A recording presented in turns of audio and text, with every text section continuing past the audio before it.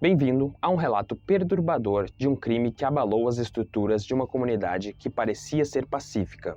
Esse é um caso real, uma narrativa que revela os horrores escondidos sobre a superfície de vidas aparentemente normais. Prepare-se para ser intrigado, comovido e, acima de tudo, chocado. Hoje, exploraremos os eventos que levaram a uma tragédia que deixou uma família dilacerada, uma comunidade em luto e um criminoso que agora enfrenta suas consequências.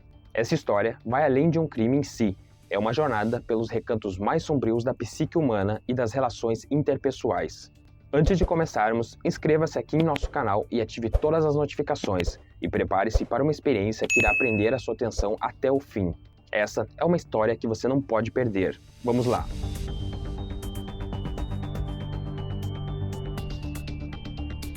Esse caso envolve um dos homens mais notáveis dos últimos tempos. Então, vamos começar do início desse caso para realmente ter uma visão geral, para entender o que aconteceu durante e depois do caso. Alesha McPhail era uma menina de 6 anos de idade. Ela nasceu em Glasgow Royal Infirmary, mas passou a morar em Andrew, Canadá. Ela morava com sua irmã mais nova, Courtney, de 4 anos, e sua mãe, relativamente jovem, Georgina Longham, de 23 anos.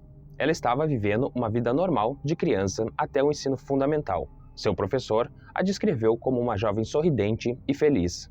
Dizem que ela gostava muito de estar na escola e principalmente de escrever. Ela até participou de ginástica e um pouco de culinária à parte. Os pais de Alesha se separaram quando ela tinha apenas 3 meses de idade, então ela estava bastante acostumada com sua situação de vida. Seu pai, Robert, de 26 anos, morava em Hotsey, na ilha de Bute, com os pais e sua nova namorada, Toni McLaurin, que tinha apenas 17 anos na época. Alesha saía para visitar o pai e os avós todos os fins de semana, uma vida de divorciado bastante tradicional. Porém, às vezes no verão, ela ficava mais tempo. No dia 28 de junho de 2018, ela estava pronta para visitar o pai e os avós por cerca de 3 semanas durante as férias de verão. Sem relação com a família, aqui temos outro homem. Bem, o garoto. Tecnicamente, ele atende pelo nome de Aaron Thomas Campbell. Na época, ele tinha 16 anos. Ele nasceu em Shrewsbury, na Inglaterra, em maio de 2002. Ele se mudou para a ilha de Bute quando tinha apenas 4 ou 5 anos, indo para lá com sua mãe Janete, seu pai Christopher e sua irmã mais nova, Anônima.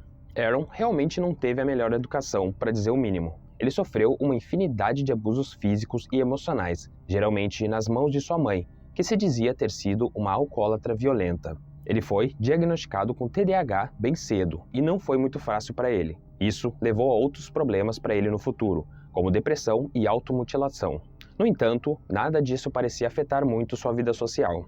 Ele frequentou a Hotsey Academy, onde era bastante ativo atleticamente e era considerado muito popular entre seus amigos. Seus amigos não eram realmente bons adolescentes. Eles festejavam muito e essas festas geralmente envolviam muito álcool. Aaron gostava muito de jogos e esperava um dia ganhar a vida como youtuber. Ele até postou vários vídeos na tentativa de começar, mas não deu em nada. Muitos dos vídeos consistiam principalmente dele pulando em uma cama elástica.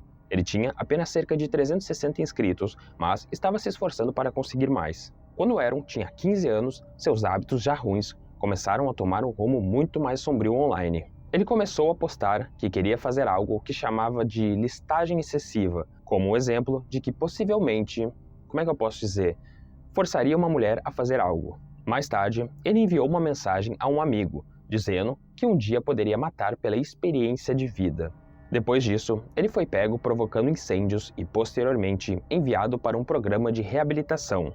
Em algum momento depois disso, Aaron acabou conhecendo o pai de Alesha, Robert, e a namorada do pai, Toni.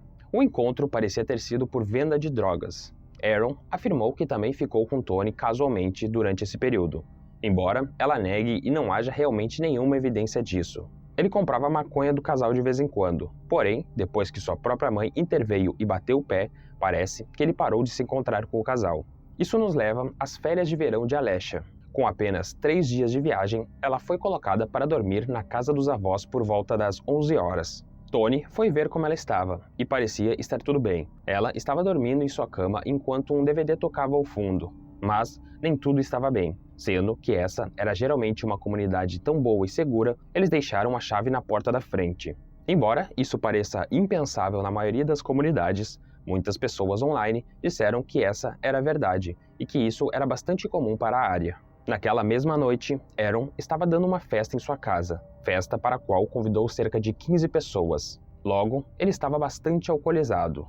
Por volta da 00:30, um dos amigos de Aaron o encontrou em sua cama e em seu quarto dizendo que estava em um estado muito depressivo. Aaron disse que estava bastante chateado, pois sua mãe discutiu com ele a maior parte da noite. Aquele amigo temia que ele pudesse se machucar ou pior, então convidou ele para ir até a sua casa. Aaron recusou, porém disse que em vez disso iria ficar em casa e acender um, e logo ele enviou várias mensagens para pessoas que conhecia perguntando se poderiam vender um pouco de maconha. Uma dessas pessoas, claro, era Robert, pai de Alesha. Robert, embora aparentemente mantendo a proibição de contato, não respondeu à mensagem. Aaron, ficando irritado, tentou ligar para ele, mas não obteve respostas. Depois de um tempo, a mãe de Aaron percebeu que ele havia desaparecido de casa no início da manhã. Ela verificou o sistema de câmeras da casa e o viu saindo.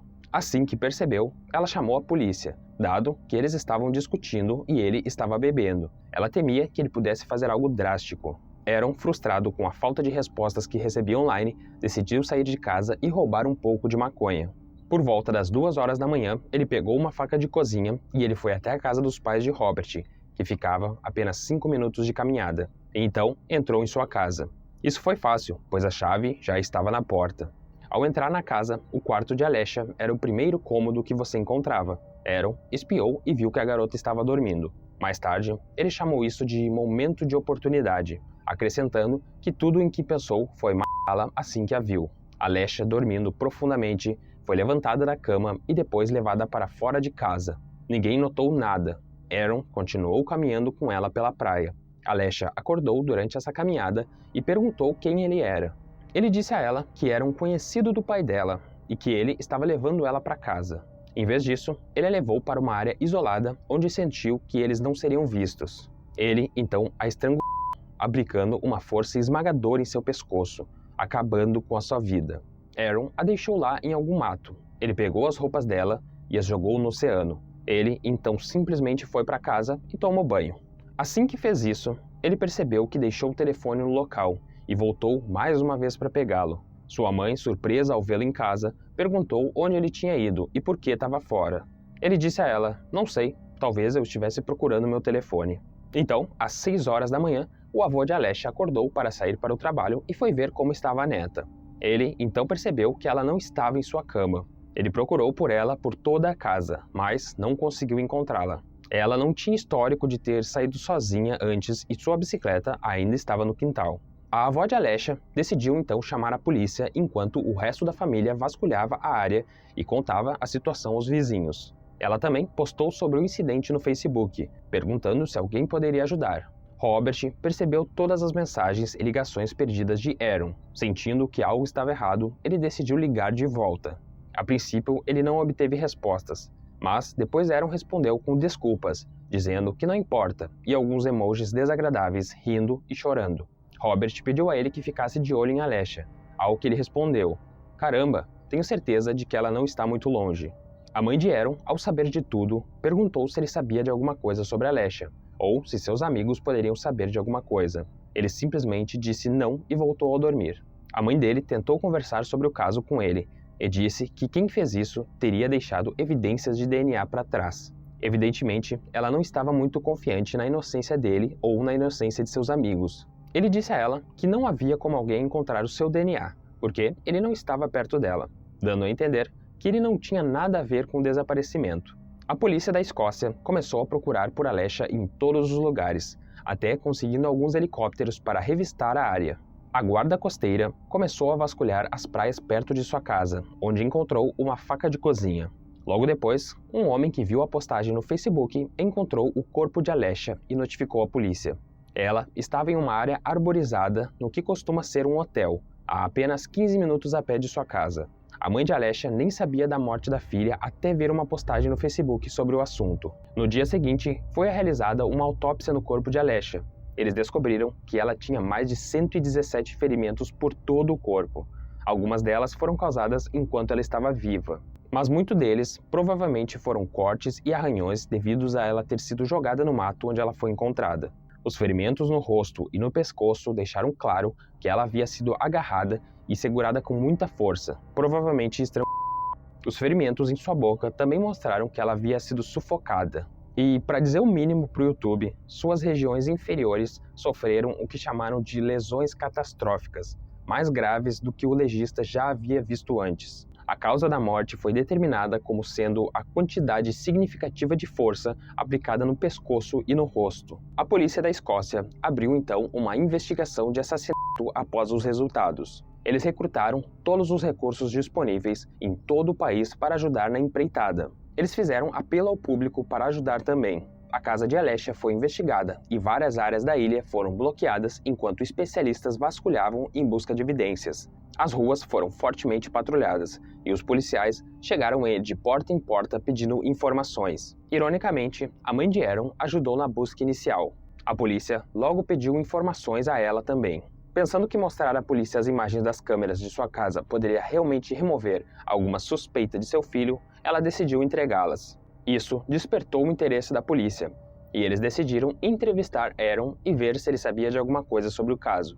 Ele cooperou totalmente, não dando sinais de estar nervoso ou intimidado pelas polícias. Ele disse a eles que simplesmente saiu para comprar maconha e imediatamente fumou. No entanto, ele não estava enganando ninguém. O momento de sua partida e o retorno simplesmente se alinhou perfeitamente com o caso, sem mencionar que ele também conhecia a família. A polícia logo o prendeu sob suspeita de assassinato no dia 4 de julho. E logo ele foi levado a uma delegacia de polícia em Glasgow, onde simplesmente respondeu sem comentários a toda e qualquer pergunta feita. No dia seguinte, ele foi acusado de estupro e assassinato e foi colocado sob custódia. Ele compareceu ao tribunal, mas não fez nenhum tipo de confissão, nem culpado, nem inocente. Apenas mais coisas do tipo sem comentários. Em dezembro de 2018, Aaron Campbell compareceu ao Tribunal Superior de Glasgow para o processo. Ele declarou-se inocente das acusações contra ele. Então, um julgamento foi marcado para fevereiro de 2019. Houve uma acusação adicional chamada tentativa de derrotar os fins da justiça. Essa é interessante, mas foi abandonada durante o julgamento. Originalmente, por ser menor de idade, a mídia não tinha permissão para divulgar seu nome. No entanto, lentamente veio à tona. Em 11 de fevereiro, o julgamento começou. O tribunal viu as imagens da câmera que a polícia obteve da mãe de Aaron, mostrando que ele saiu de casa pouco antes do assassinato e voltou pouco depois. Imagens adicionais da câmera adquiridas de outras pessoas que moravam na área capturaram alguém que correspondia à descrição de Aaron caminhando ao longo da costa às 2h25 da manhã, e parecia que ele estava carregando algo nos seus braços. A autópsia mostrou que os pés de Alessia estavam limpos e intactos, mostrando que ela provavelmente havia sido carregada. Além disso, a mãe de Aaron confirmou vários itens encontrados na praia pertencentes ao filho, ou pelo menos vieram da casa dela, como a jaqueta de Aaron, shorts, camisa e, claro, a faca de cozinha. Testes de DNA confirmaram que eram suas roupas também. Como se o caso contra ele não fosse suficientemente contundente, seu DNA foi encontrado em toda a Alessia e também em mais de 14 lugares. Na verdade, por todo o corpo e por todas as roupas. Como acontece com muitos dos criminosos realmente idiotas desse canal, Aaron decidiu fazer algumas pesquisas muito suspeitas e incriminatórias no Google logo após o crime. Isso incluiu perguntas como a polícia encontra DNA? Então, por algum motivo inexplicável, Aaron enviou um Snapchat para um grupo de 25 conhecidos com o texto "Encontrado o cara que fez isso", falando de si mesmo. A defesa de Aaron foi que ele passou as primeiras horas da manhã pegando maconha e procurando seu telefone. 2 caras que o conheciam testemunharam que receberam algumas mensagens dele naquela época, mas nenhum deles o conheceu. Aaron então registrou o que é chamado de defesa especial de incriminação, onde argumentou que de todas as pessoas, Toni era na verdade a culpada de matar Alessia. Ele depôs afirmando que havia dormido com ela na garagem na noite do assassinato. Ele especulou que ela provavelmente pegou o DNA dele de brincadeira e depois disso o plantou no corpo para incriminá-lo. Seu advogado acrescentou que Toni provavelmente estava com ciúmes da atenção que Alessia recebia e que ela era frequentemente abusada por Robert. Toni compreensivelmente negou tudo isso. Não havia nenhuma evidência. Foi pura especulação. Não só isso, mas ela amava Alessia. Toda a família disse que elas tinham um ótimo relacionamento, mas apesar das acusações serem infundadas, o nome de Tony ainda foi divulgado em toda a mídia, enquanto Aaron teve a sorte de permanecer anônimo. Aaron respondeu a perguntas durante horas, permanecendo estranhamente imperturbável e confiante. Ele disse que nunca conheceu Alesha e que absolutamente nunca poderia ter feito algo assim. Ele disse, ironicamente, que atribuir a culpa a uma pessoa inocente seria horrível. Sim, Aaron, seria. O julgamento durou cerca de 9 dias. O júri deliberou apenas por cerca de 3 horas antes de chegar a uma decisão unânime de que Aaron era o culpado. O juiz descreveu as provas contra ele como esmagadoras, dizendo que ele cometeu, citando alguns dos crimes mais perversos de que esse tribunal já ouviu falar em décadas. Apesar disso, Aaron permaneceu bastante sem emoção após o julgamento. Na verdade, o juiz permitiu que a mídia divulgasse seu nome, revertendo a decisão de mantê-lo como o menor anônimo. Essa foi a primeira vez que isso foi feito na história da Escócia. Na verdade, disse que era permitido devido à natureza única do caso. A sentença, então, ocorreu em março. A essa altura, Aaron já havia confessado seu crime a uma assistente social detalhadamente, dizendo até que estava, entre aspas, bastante satisfeito com o assassinato e que foi preciso de tudo para parar de rir durante o julgamento.